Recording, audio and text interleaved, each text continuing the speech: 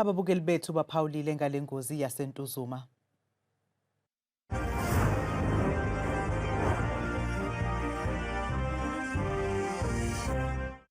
Makuzosuka umuntu walana eduzane athi uyovakasha ekhaya agcina angafikanga, bazosuka kanjani abantu ngaphandle beze ngapha?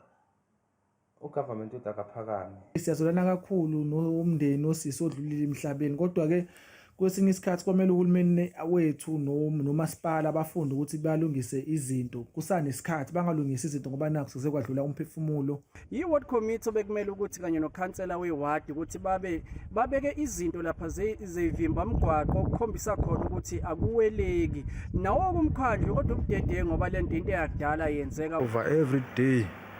Kuda kujona umntana kuphi toilet, umasipala bethu bakhathala abananda abantu abamnyama, but behlala belungu kuloo ndawo leyo kubona umhluko.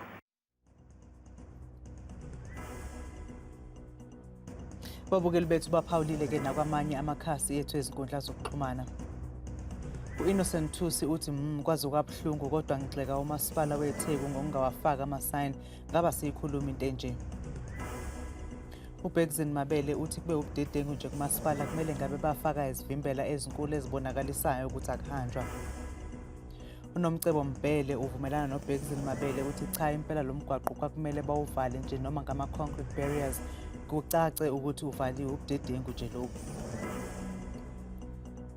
uThulanene uthi iphi imali yamenyezelwa uRamaphosa yama-floods uma imigwaqo inje, lamaphathi aphethe eThekwini Municipality athule athini ngale mgodi? EFF ne-ANC ne-NFP yibo labo kumele baphendule lapho. uNdumkhize uthi angilifisi usuku lwango-Friday ebusuku kuphonseka imoto yakhe kwasa sibhekile siwumphakathi wasenhlungwane, RIP sisi kubuhlungu. Bukeli mningi kakhulu imibono esiyitholile ngalolu daba, ngeshwa ngeke siyifake yonke ezindabeni futhi iyamangaza endleleni phawule ngayo kulolu daba.